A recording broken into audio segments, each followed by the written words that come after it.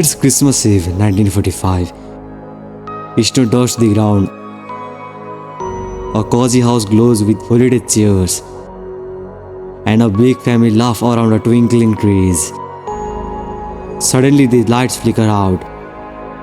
Flames explode inside. Parents and some kids stumble into the icy night, screaming for the other's 5 children. The house burned to ashes. Those 5 kids vanished. No bodies, no bones, nothing. Did they die in the fire, or did something darker steal them away? This is the Sodder family mystery, and it's haunted us for decades. It all starts in Fayetteville, West Virginia, with George and Jenny Sodder. George came from Italy as a kid, chasing 2 American dreams. He landed in West Virginia with Jenny, and together they built a bustling home for their 10 children. By 1945, they were a tight-knit crew. John 23, Marion 17, George Jr. 16, Maurice 14, Martha 12, Lewis 9, Jenny 8, Betty 6, Sylvia 2, and 1 son of the army.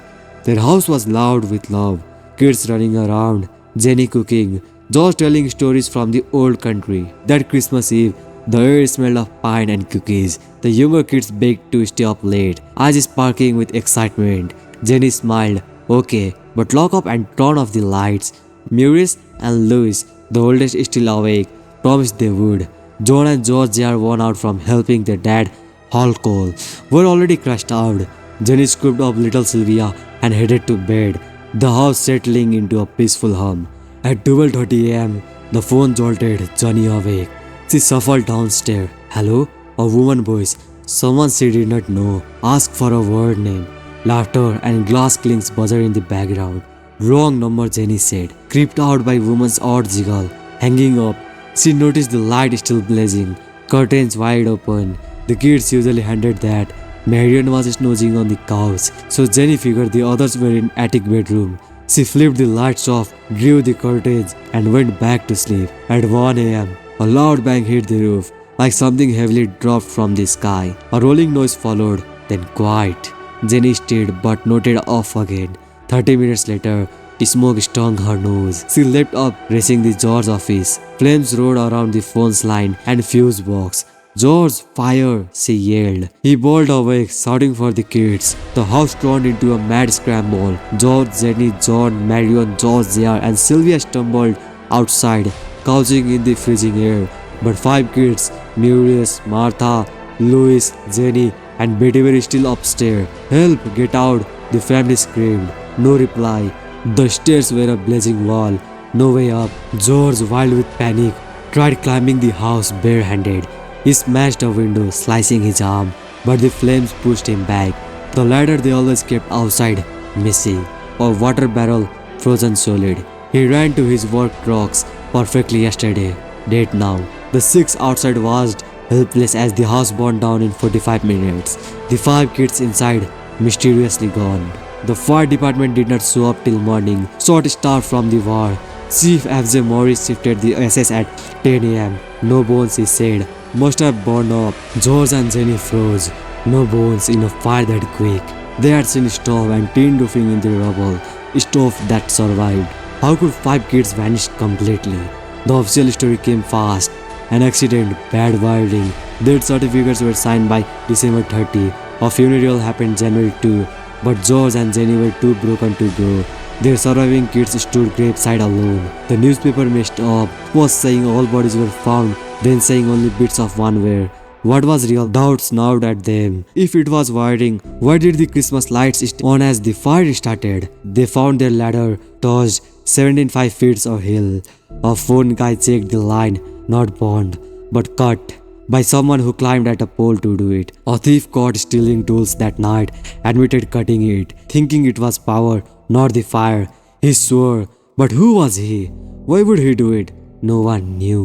Jenny would not buy the burn-up excuses. She read about another fire, 7 dead, all the skeletons found. She burned animal bones herself, none turned to dust. A crematorium guy said, bones stay even at 2000 degrees per hour. That fire was not hot enough, So where is her babies? By spring, the Sodders turn the ashes into a flower garden. Jenny's quiet promise to her kids, but strange hints kept popping up. A bus driver said he saw people tossing fireballs at the house that night. Sylvia found a hard green ball in the bushes like a grenade. George thought trying it to that roof bang. It started up there, he said. Through the proof was long gone. People swore they saw the kids. A woman on the road watches them in a car. As the house burned, another served them breakfast the next day at a rest stop, spotting of Florida plate. The Sodder hired C.C. Tinsley, a private eye. He dug up Dodd, an insurance guy who had threatened George. Your house will burn, your kids will pay. Was on the jury that called it an accident. Remus flew. Chief Morris found a heart in the ashes, buried it to fool them. George dragged him to spot, dug it up. A funeral director laughed. That's beef liver, unburned. Morris later admitted planting it, hoping they would stop asking why. In 1949, they got a pathologist to dig again. They found coins, a dictionary, some vertebrate human, but from someone 16 or 17. Not fire damage. Murius was 14, not their kids. The bone came from the dirt George had peeled over, maybe from a graveyard nearby. Another days, no answer. The Sodders turned warriors. They printed flyers with their kids' faces, offering $5,000, then $10,000 for any lead. In 1952, they built a billboard by the ruins. What happened to our children? It begged for tips. A hotel owner saw them a week later with sketchy Italian adults. George chased leads. St. Louis, Texas, Florida, nothing panned out. Then in 1967, a letter hit Jenny like lightning from Kentucky. No written address. It held a photo of a man in his 30s looking like Lewis grown up. The back read, Louis Sodder, I love brother Frankie. LLIL boys in 90132 or 35. They sent a detective. He vanished. They added the photo to billboard, hung it by their fireplace. He is out there, Jenny said, clutching hope. George died in 1969, still searching. We just want to know, he had said. Jenny lived on, in black tending her garden, till 1989. The billboard came down after she passed. Their kids, except John, who stopped it out, kept the haunt alive. Sylvia, the baby that night, died in 2021, swearing her siblings survived. I promised I had never let it die, she said. What happened? Some say the mafia, mad at George's politics, set the fire and took the kids, maybe to Italy. Others think they died, losing our clues.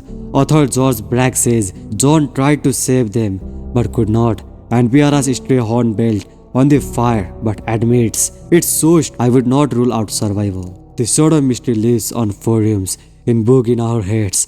A Christmas reunion, 5 kids lost, a family in love. Did they bond or slip into the night? The truth hides, paging us from that snowy Christmas Eve. Now, if you love watching our videos, make sure you subscribe our channel and like our video for more interesting videos.